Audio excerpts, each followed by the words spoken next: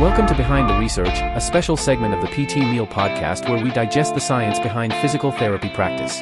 In this series, we talk to authors of published research from the Philippine Journal of Physical Therapy to explore the data, the methods, and the real-world impact of their work. I'm your host, Johan De La Paz, and together, let's bridge the gap between evidence and clinical care and find meaning beyond the pages.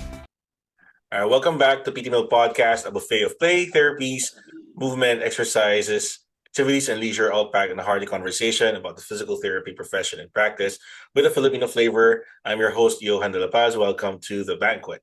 So today we're taking you behind the research, diving deeper into published works from the Philippine Journal of Physical Therapy and exploring how its findings can shape our practice. This segment is in partnership with the Philippine Journal of Physical Therapy, the official journal of the Philippine Physical Therapy Association. I'm pleased to welcome to this podcast and in Behind the Research, Ms. Criza Ganotisi and Professor Ryan Dean Sukgang, faculty members from the Mariano Marcos State University, two of the authors of the research that we're going to talk about today, entitled Health Literacy on Physical Therapy Among Senior Citizens with Physical Disability and Barangay Health Workers. So welcome to Behind the Research, Criza and Professor Ryan. Hello, good afternoon to everybody. Good day. Hello.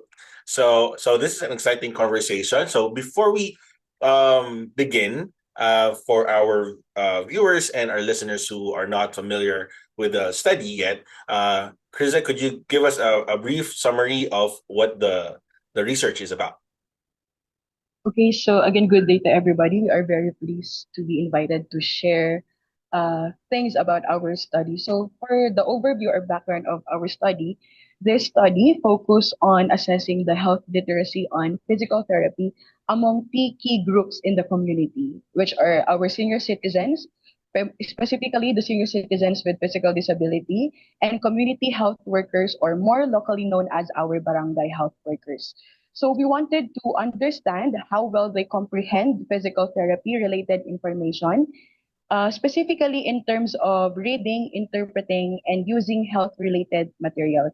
So the study more specifically examined how existing local health policies, programs, and available facilities influence their understanding. So ultimately, sir, our goal was to identify gaps and opportunities, mainly for improving awareness and access to physical therapy services, especially for the elderly in the community, through empowered and better informed community health workers, or our BHWs. So that's for the overview or background of our study.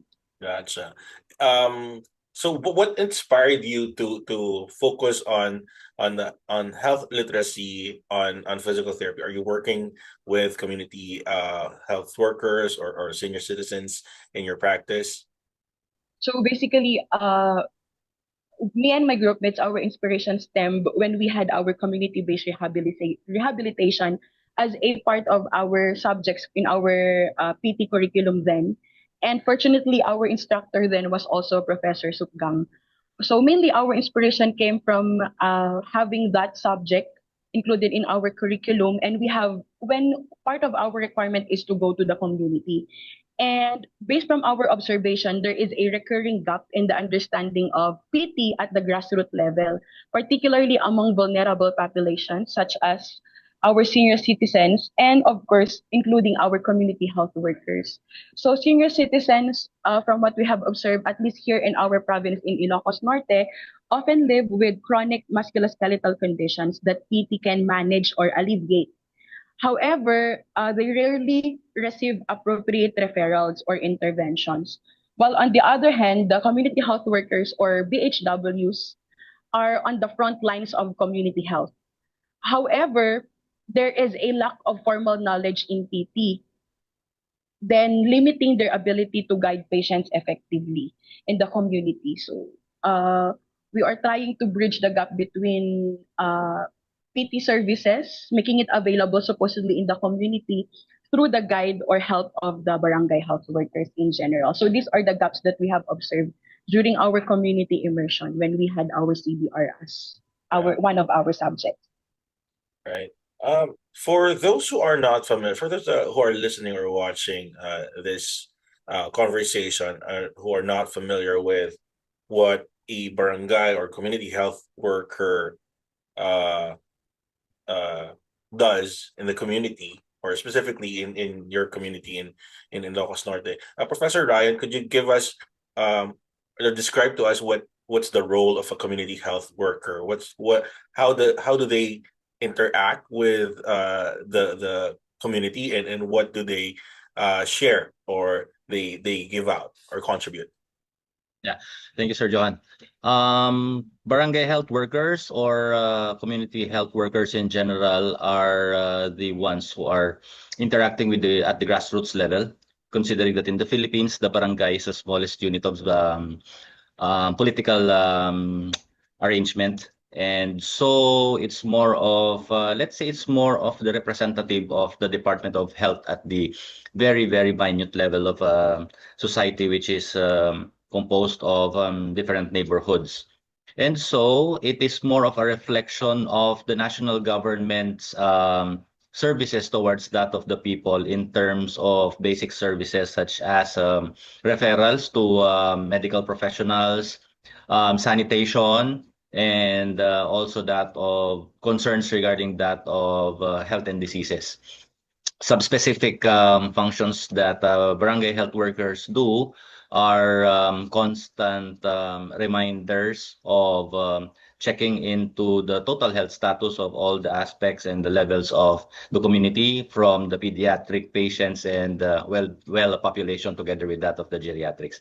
It is in this manner that our study touched base with that of the geriatric population, because as Krisa has mentioned a while back, we had a concern regarding how we could communicate rehab practices, specifically physical therapy practices, to that of the elderly population through the barangay health workers. It's just a it was just an anecdotal it's an anecdotal concern rather, that there are stories that we have heard regarding that of misconceptions Mhm. of what physical therapists do in the barangay. And so when Krisa and the other interns and the other students of physical therapy here in the MMSU were deployed in the communities, um, the community people had, a myriad of emotions and yeah, experiences, from that of the very skeptical thing of what do PTs really do? Are they, the very hurtful term masseurs, together with that of, are you here for to give us a free medicine, something like that.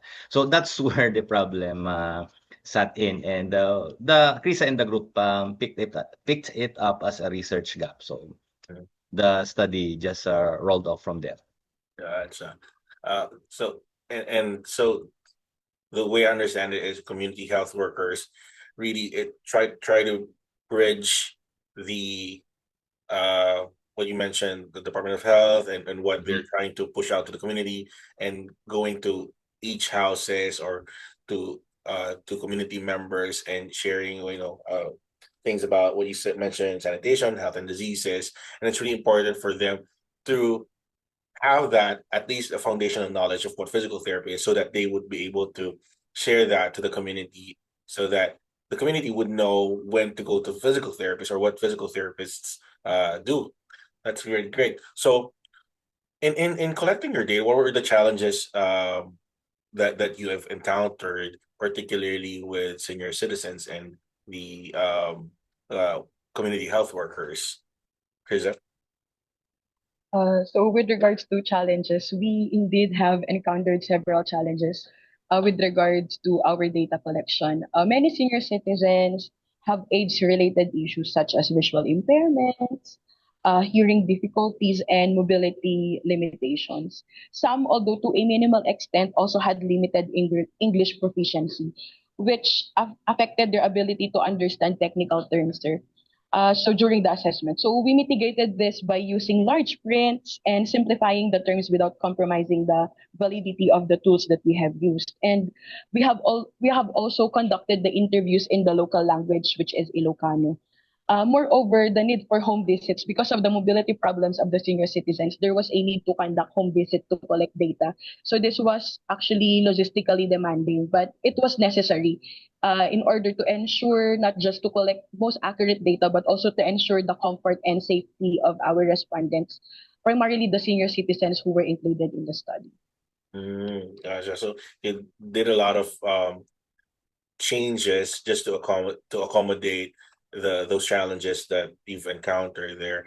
Um, uh, Professor Ryan already mentioned this, the misconceptions that community health workers or the community in general have uh, we mentioned physical therapy. Aside from um, being a massage therapist or like giving out medicine, what are other misconceptions did your respondents share with you in this study? What in terms of like how they understand physical therapy services? Well, in as much as physical therapy here in Ilocos Norte is relatively something that is new to the community, we really had a very challenging time to really explain to the Mhm, community the work that we do mhm, together with our importance in the healthcare profession world or realm. Um, while the elderly had this notion of us being of great help to them, some of the challenges were posted by that of their immediate caregivers, mhm. actually, because some of them really could not fathom what it is that we really do. And because of, the Filipino culture of really protecting the elderly, there are instances wherein they are the ones who had more questions than that of the elderly people themselves. And so it's quite a very exciting experience for us because time and again, we were able to at least hone our script regarding what we do and what we have to offer. And in the long run, what would be our significance to the community. And we explain it over and over again, not only to the caregivers, not only to our target respondents, but also to the community officials as well, and also that of the barangay health workers. And so there is how will I place this? It's more of a transformation Mhm. after we went to the barangay and left the barangay with the study. And afterwards, they were communicating with Krisa and the group that they're very excited about the results of the study, which we really made sure that and promise to them that we will be able to give access to the results of the study. And yeah, one of the platforms for them to really know what the study was has resulted from is this podcast and the published article at the Philippine Journal for Physical Therapists. Right. Do you have anything to add, Chris? I think Sir Ryan have covered most of it, but yes, they tend to not just misconceptions, but also the absence of awareness regarding the profession in general. They usually just associate physical therapy as well with those who are paralytics or those who have lost an appendage, the more common or more blatant aspects of a physical disability. However, especially with the community health workers, they tend to miss the preventive aspect of physical therapy, which could really help the community at large, not just the senior citizens, but also with the other members of the community. So just like what Sir Ryan have said, we really went back after we are done with the study to communicate with them uh, the results and to raise awareness as well because we believe that education is key. And without awareness, there is no empowerment. So we made sure that the community are made aware of what we have found out through the study.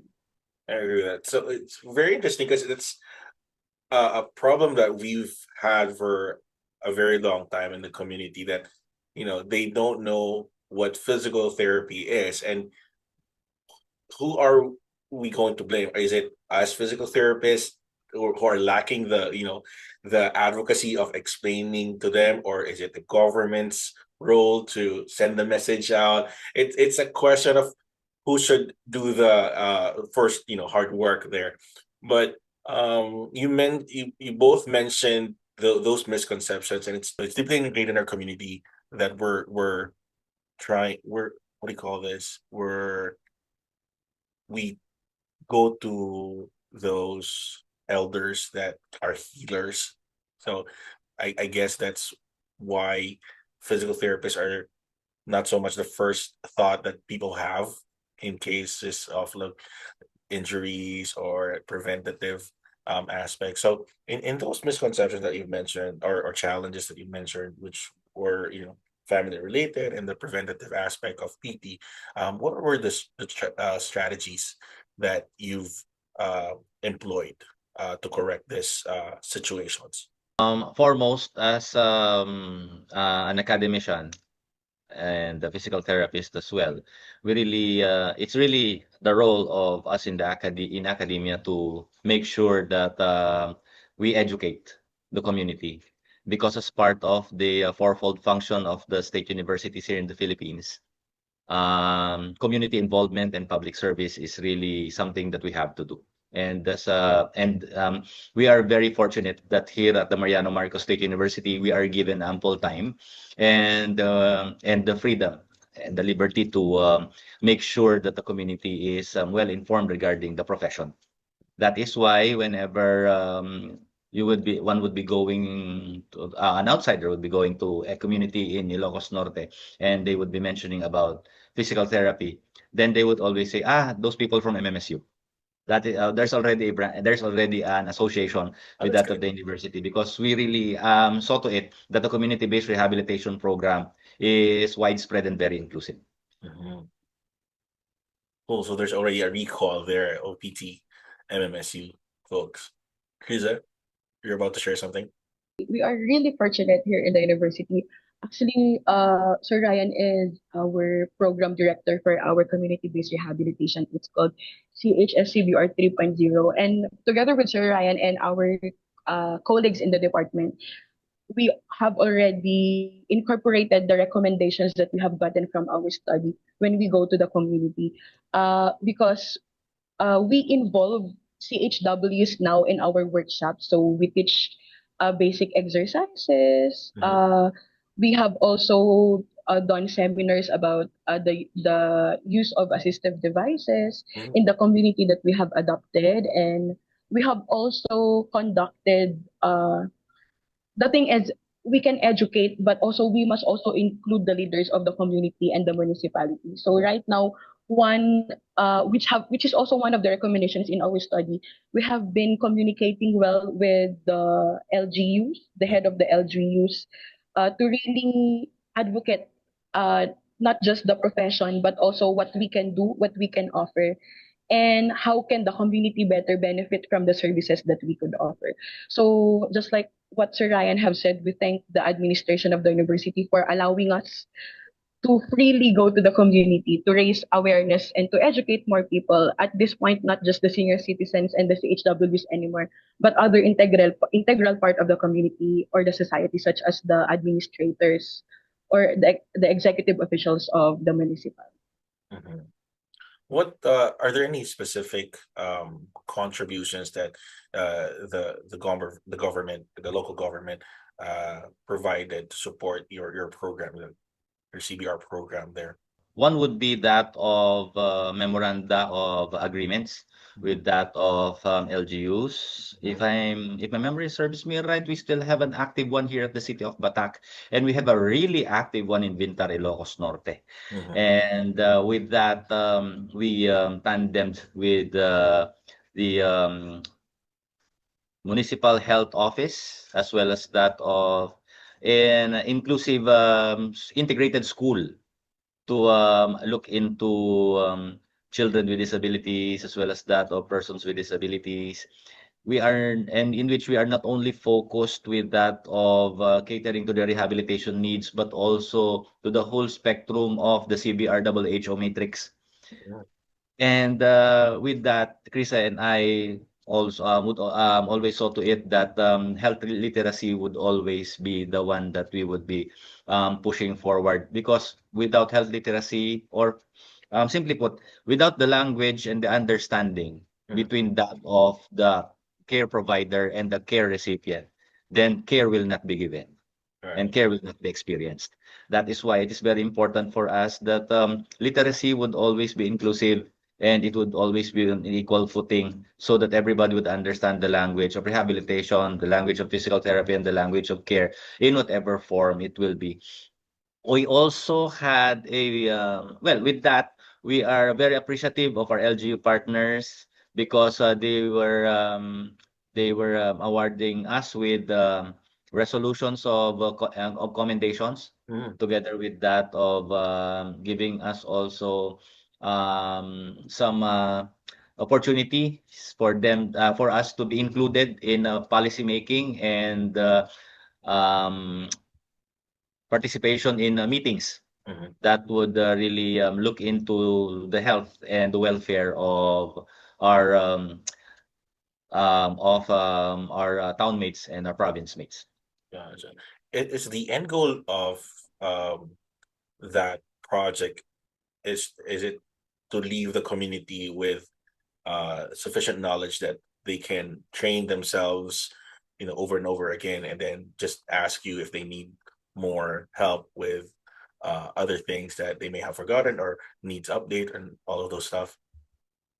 Exactly, Sir Johan, because we do believe in MMSU that the essence of community-based rehabilitation and awareness and the consciousness for health literacy is that we will be there as long as they need us and as long as we are still relevant. Hmm. Because by the time that we get irrelevant, then that's the time for us to move on, because we already know that we already had self-determination. That's good. Yeah. Um, one of the findings or conclusion in your research was most of the healthcare workers were women.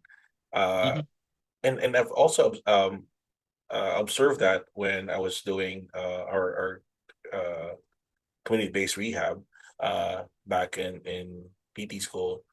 What do you think is that it is so, like, based on your study and based on what what you've talked how you talk to with your community health workers?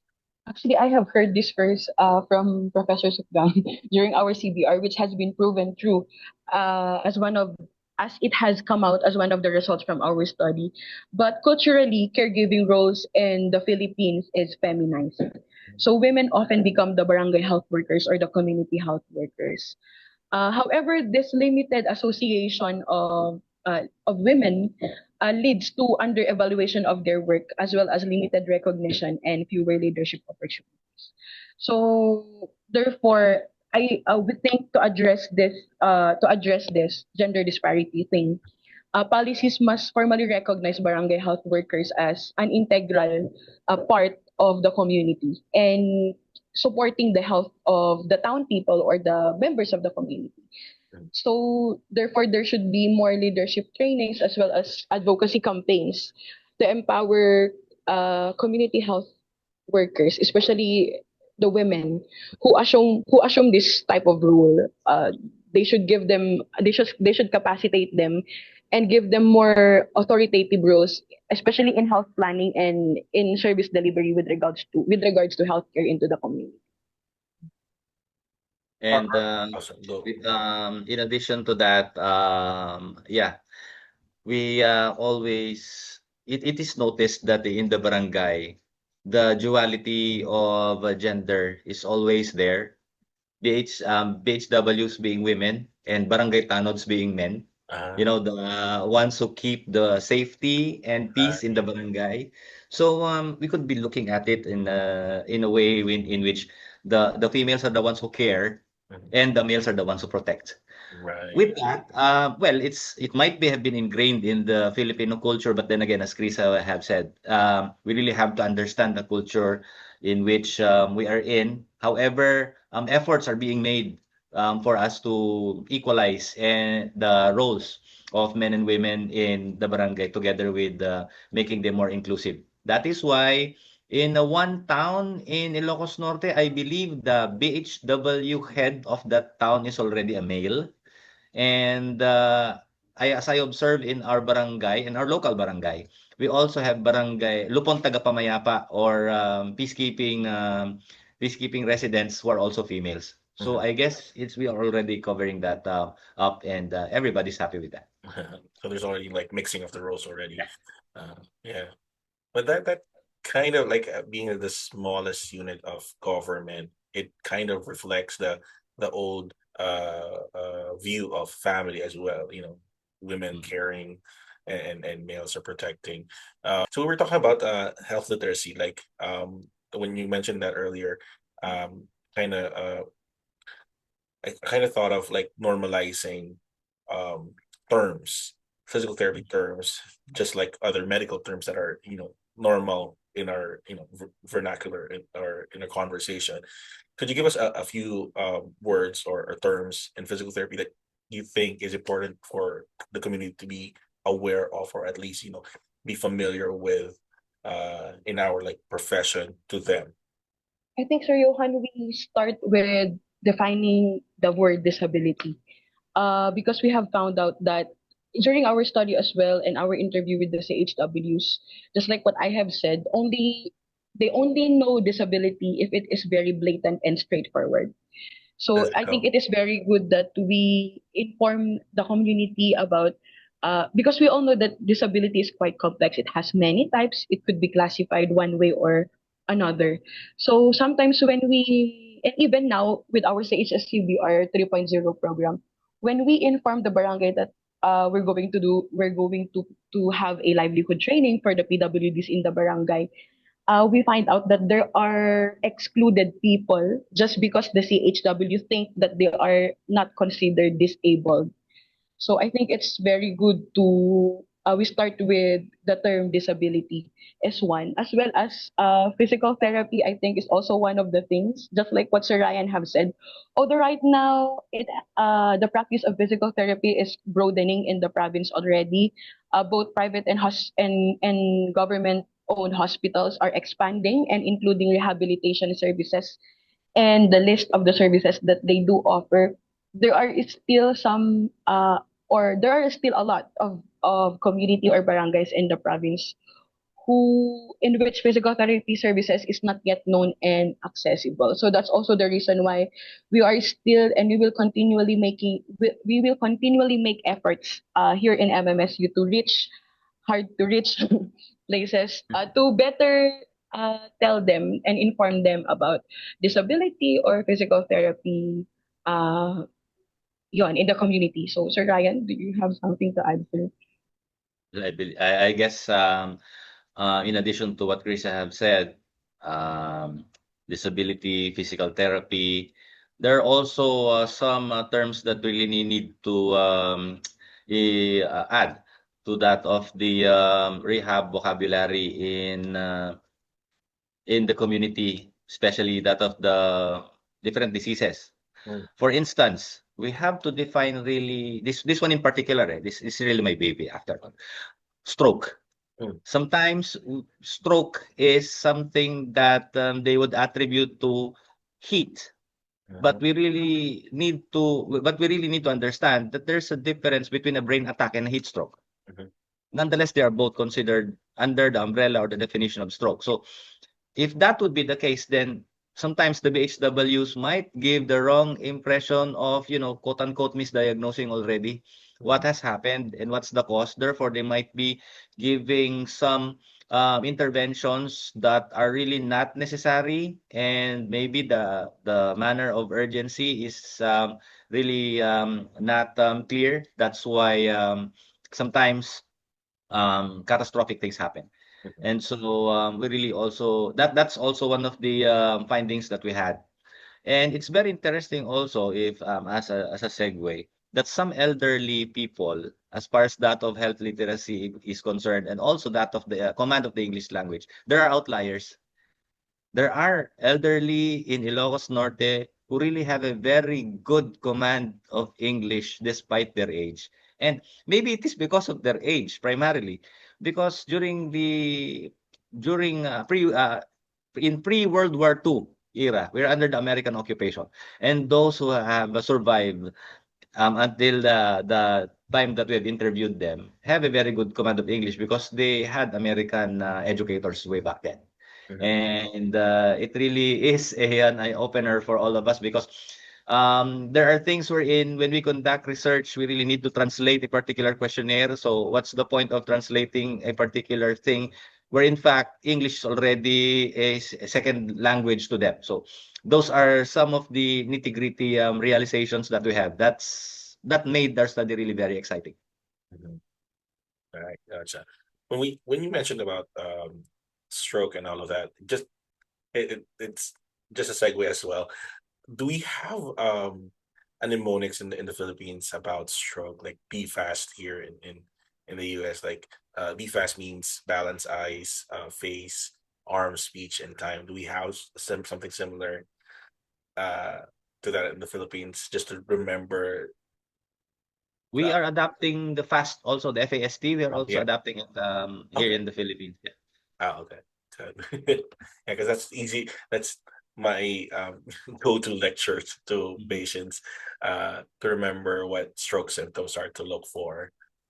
This is what I remembered asking or forgot to ask earlier. Are community health workers, are those volunteer roles or are they jobs in the community? It's a good question, Sir Johan.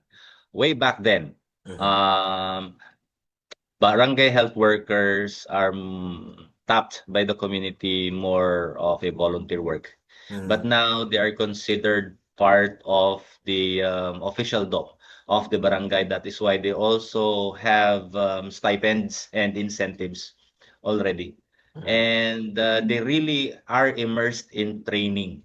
Mhm. Way back then, BHW roles are inherited, quote unquote. Example, my mom is a BHW, and upon her retirement, I am expected to take her place, Ah, something like that. gotcha. But now they really have stringent criteria as to the qualifications, minimum qualifications of BHWs. Although it's non-discriminative, it's really more of a preference that BHW should have a background knowledge of the health sciences. Mhm. And yeah, it's very important that BHWs also should be physically fit Mhm. and will be able to interact well with the community and so that they would be able to deliver the goods well.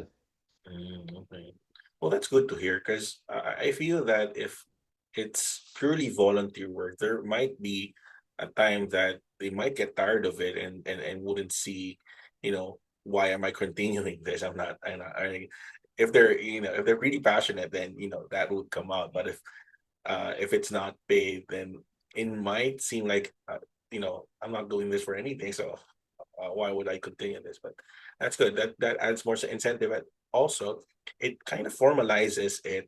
So there are requirements that you should learn or know so that you can share it to people, community.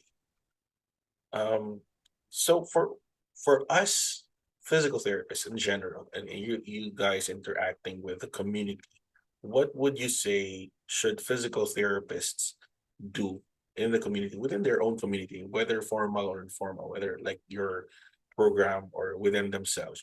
How do you, uh, what do you think physical therapists should do within their community to promote health literacy, specifically like physical therapy literacy? Well, basically, physical therapists should step beyond the clinic walls.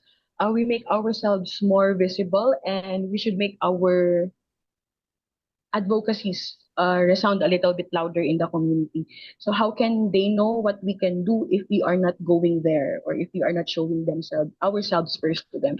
So I think one of the recommendations as well that I am adapting from the study as one of my suggestions to make us more visible in the community is to present ourselves to the administrators who are in charge of health. We can collaborate with them to develop IEC materials or informational educational materials that we could distribute into the community regarding, well, we could start with merely benefits of physical activity, or just like what I have said, what is disability, and then we can work from then on from that aspect. Because see, one of the interesting findings that we have also gathered from our study, sir, is that um, one of the reasons why that the CHWs see why they are not quite informed about physical therapy or rehabilitation in general is that the materials and the seminars that the DOH conduct for them doesn't really involve anything about physical therapy, disability, or rehabilitation in general. It's mostly about nutrition, sanitation, breastfeeding, and stuff like that. So they, yes, they do conduct home visit, but they mostly visit pregnant mothers or newborn babies or children to give vitamins, weigh them in, stuff like that. So there's really no or not that much available materials and seminars to educate the frontliners of the community when it comes to healthcare. So I think it's time that we step out of our offices and of our clinics, be more visible into the community, and take the initiative to collaborate with the LGU in order to have to reach the community really, and to let them know what we can offer into the table. So Ryan? Well, in as much as we really need to, like what you have said, Krisa, step up and bring what we could bring to the community, and as much as our knowledge, skill, and experiences in physical therapy and rehabilitation are concerned, we also need to look into practical ways in which we could have a hands-on involvement in the community. When I was given the chance to lead the College of Health Sciences during the pandemic, I realized that there are many um, students that we have in the health sciences that are in the community. And during those times, they were really not active in in their studies and in academia because it's more of online, and that they have really during that time we are really in ECQ or in extreme quarantine. That is why as a physical therapist myself, I communicated with that of the city government to at least consider the students to work as volunteers in the community, especially in areas wherein barangay health workers are really that few in number.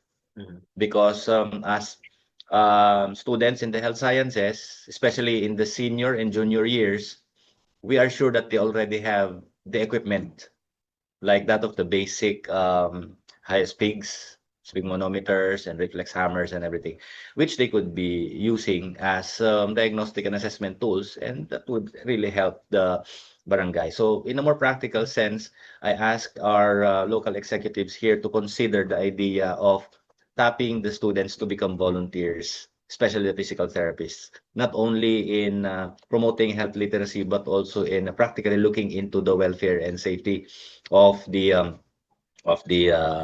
community. In also in some practical sense, we really need to also advocate to that of more involvement in other aspects of community dynamics, like that of policymaking also, and that of hooking up with projects that are obviously not health related, but could be a platform to advocate health and our profession as physical therapists as well. For instance, the Philippines is well known as a basketball nation.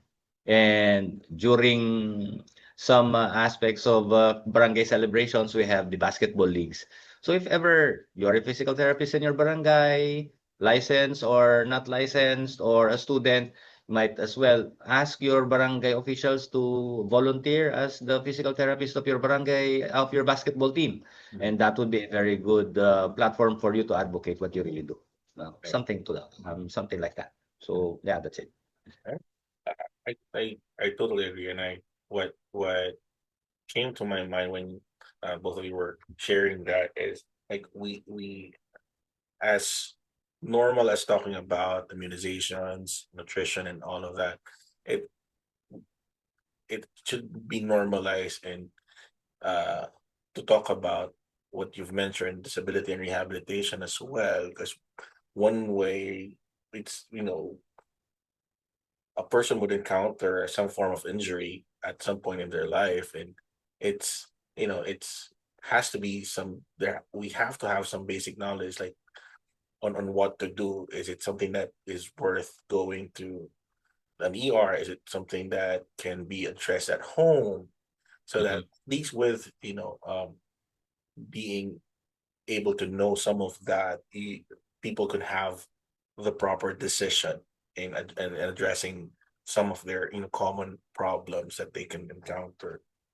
And you mentioned that, having physical therapists in the conversation about, health in the community, as well as what you've mentioned earlier when COVID happened, those things like response to the pandemic, or response to calamities, physical therapists can for sure contribute a lot of ideas in those times. So yeah, I totally agree.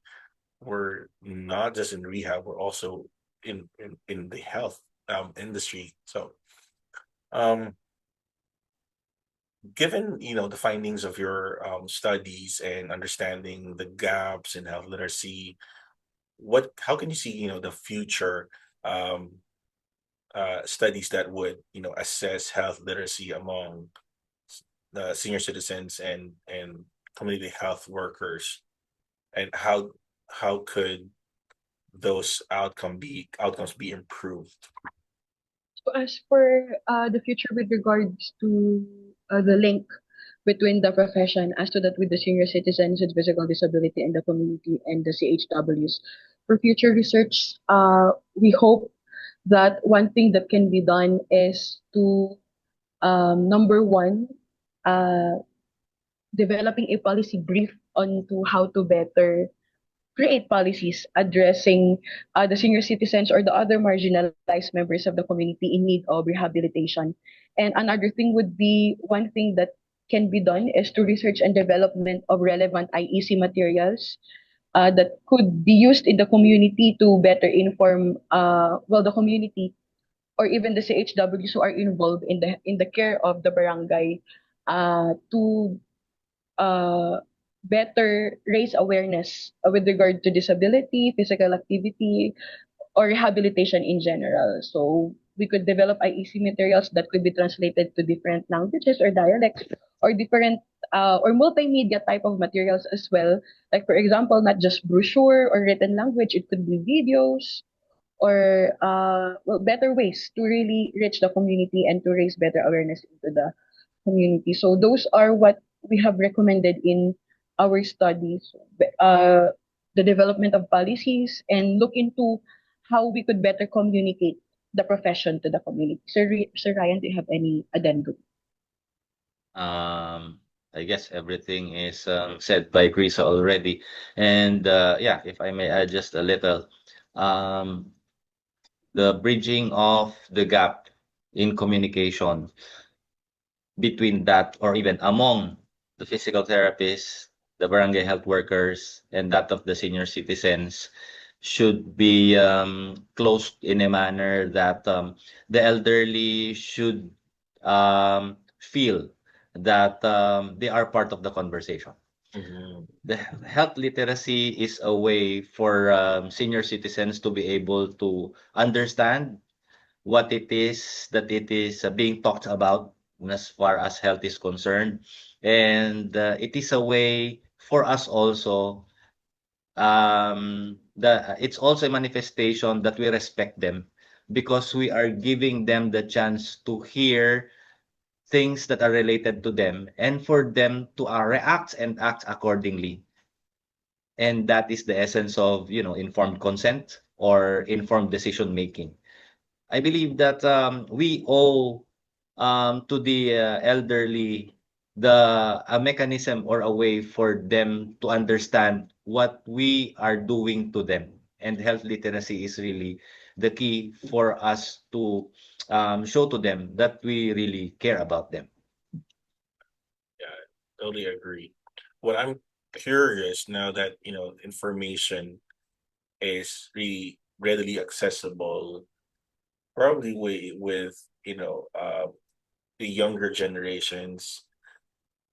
Would there be a difference if we ask health literacy of generations younger than senior citizens? Would there be, do you think there's going to be a difference on how they see physical therapy and physical therapists and their roles as compared to how senior citizens and and the participants in this study? Yeah, I guess Mhm. there would really be, well, if it's not that palpable, it's really more of an implied thing rather than an expressed one. So what do I mean by that? In our generation, are we on the same generation, by the way? I think But so. I'm more of a Gen X person, and the way I look at how we communicate or we look into senior citizens in terms of health literacy is that we are more we could understand them more Mhm. because the gap is really not that big, and their experience in terms of not having much technology is the same as ours. Mhm. Actually, if I might say, our generation is for now the most fortunate because we had the best of both worlds. Right. I'm born before I'm born in the 70s, but I still could interact with technology. So I could relate to both the young and the old. Right. However, I do believe that when the millennials would be coming over and would be talking with us and conversing regarding health literacy, I believe that they would be more talking about how innovation could really seep in. And by the time that we would be talking about health literacy, it would be us who would be the senior citizens, and they would be the ones who would be taking care of us. Mhm. So there would really be more exciting reasons for us to study health literacy in an evolving world and with the changing demographics. Mhm. Right. We're agreeing, Ma'am Criza? Actually, sir, I'm just thinking that it would be really an interesting study to do as well. Seeing generational gaps, if there is, Differences. with regards to the extent of the health literacy. Because if we're thinking about it, even though Gen Zs right now are in their running physical fitness era, Mhm. we have to understand that health literacy is not just about finding health information. Literacy is finding, understanding, and using relevant health information in order to make good decisions with regards to one's health. So if we are looking at this, though there are a lot of easily accessible materials with regards to health in general right now, the thing is the current generation using it to have better health outcomes uh, in comparison to other generation or other age group. So I think that would really be an interesting study to explore as well with Right. regards to health literacy, sir. Right. Because your findings might not be generational, not just focused on, or not just within the senior citizen generation. Might, it can reflect on other generations as well. So it's interesting if you're gonna do that kind of studies to see if if even tech savvy generation would know what physical therapy is, or would know how to use them, or where when to use them. So this has been a great conversation, and a great study, just to just to start that conversation on health literacy and senior citizens and community health workers, for those who are not aware of what a community or barangay health worker um, is, or what they do. So thank you um, for coming over to the podcast to discuss your study, and in sharing your experience and helping bridge that gap that you've identified through your project. To our viewers and listeners, if you'd like to dive deeper into today's study, check out the full article in the Philippine Journal of Physical Therapy's website. The link would be posted in the episode notes. So again, thank you, Ms. Criza Granatisi and Professor Ryan Dean Sugang. Um, So everyone, if you said that already, stay curious, stay inspired, and keep exploring the science behind our practice here with us at Behind the Research. So until next time, take care and keep learning.